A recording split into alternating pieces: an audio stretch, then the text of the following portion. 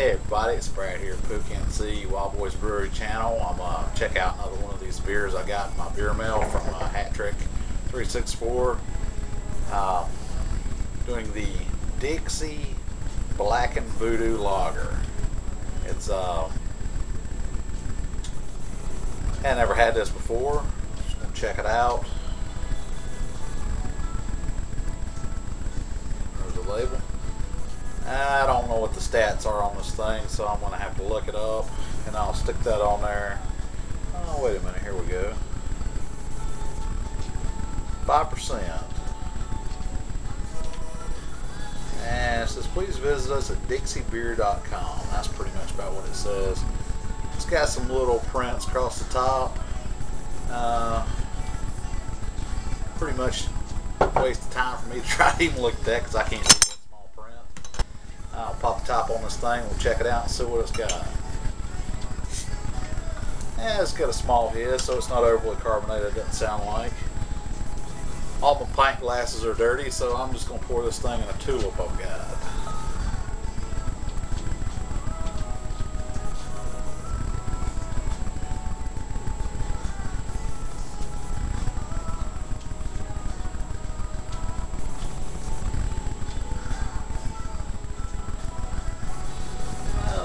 Got more carbonation than what I thought it did. It's streaming up from the bottom. It's a almost a light ruby red amber color. It's pretty good. Grab a flashlight and let y'all see what it looks like.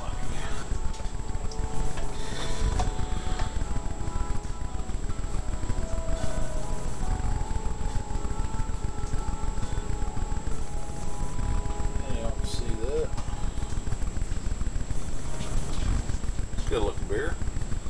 It's more of a little darker than amber. I'll be totally honest, I am not a fan of lagers. I haven't drank Carlinium, I like it all. So I'm hoping I like this one. It's straight out of the fridge, so it's cold. It's got a grassy straw kind of smell to it. Little tiny bit of fruit. Esters in the background.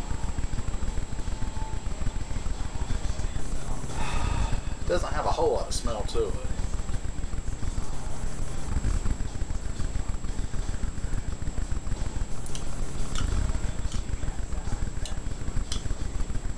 It's definitely got more malt than it does hop presence in it. It's got a real light caramely taste to it.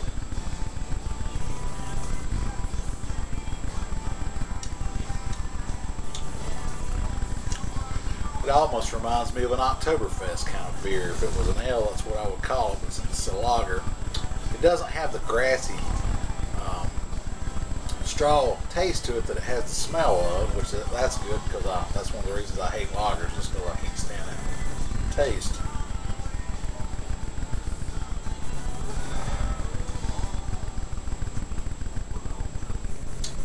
For a lager, it's a decent beer. I'm not in love with it. I would drink it again if I was at a bar and they didn't have anything else I wanted. I've had this before, say I've had it before, so I'd probably check this one out again.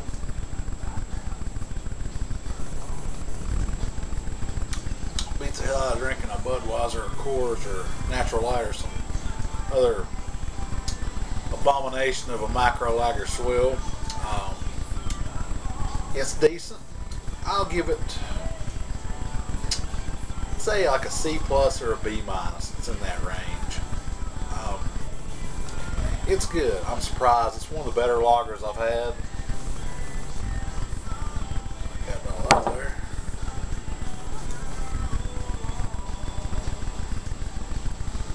It's good. It's not blowing my doors off, but it's good. I like it. I'd drink it again. I tell you a quick story. Last night we went out. I was out of town last night. My girlfriend Amy went with me. Was working down in Asheville. I stopped back Statesville on the way home at one of our favorite restaurants. They got really good food, but their beer selection is just frankly friggin' boring. They've got Guinness, Bass, Carolina Blonde. They've got a Blue Moon. It's just like whoever did their beer menu just played it safe, and they just don't have shit to pick from. I've never had the Carolina Blonde before, and it's an ale. I've never had the amber ale that I had, and I'd had some other Carolina Blondes a long time ago, and I remembered liking them, so I got one of those, and they used to bring it to you, and it was so cold, and they served it in such a cold glass, it actually had beer ice in it. And I thought, well, it was, of course, you know, when it's ice cold, it has no flavor or no smell much. And so I purposely let it stir and warm up a little bit, and it was so terrible that I could barely drink it after it warmed up, and I won't be drinking any more of those beers. But I asked the waitress if they had any craft beers, and she looked at me like I was crazy. She said, no, we don't have any craft brewery beers. I said, no, it's not a brewery, it's a descriptive term used to describe microbrewed beers. And she looked at me like I was asking her to give up her virginity or something. It was crazy. So anyway, I got the beer menu and brought it over there. And Guinness is okay. I like Bass okay. Those are the two I drank last time I was down there. Quite frankly, after drinking all this other beer and my own home brews and other people's home brews, those are just, they're boring. And I want to drink something good that goes with my meal, and I just didn't have a whole lot to pick from, and I was really disappointed in it.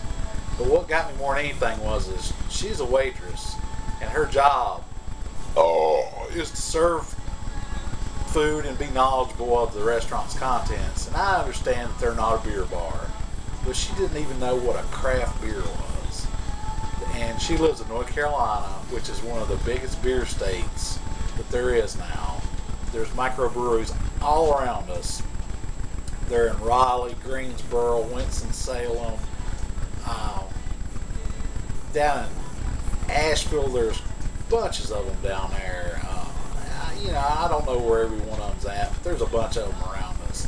And this is definitely beer country. And to not even know what craft beer was just totally blew me away. But it just, I guess I'm just on a rant about it a little bit.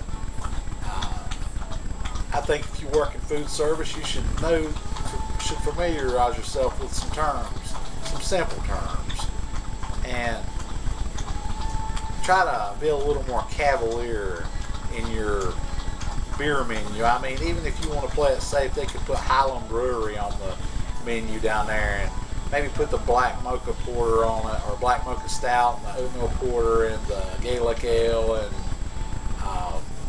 Cashmere IPA. And those are all, they're good beers, but they're still tame enough in their flavors that the local yokels would probably still drink them. If you were still hooked on the Budweiser and Coors and Natural Light and all that garbage, you could drink one of those other beers, and maybe it might expand your palate a little bit. Maybe not, I don't know. Anyway, that was just my rant about my restaurant experience yesterday. This beer is decent. If you see Dixie Blacken Voodoo Lager, give it a try. It's real mild. It's got a good taste. It's definitely got a big malt backbone in it, and it tastes good. I'll give it a B-. I hope everybody's having a good one. Take it easy. Cheers.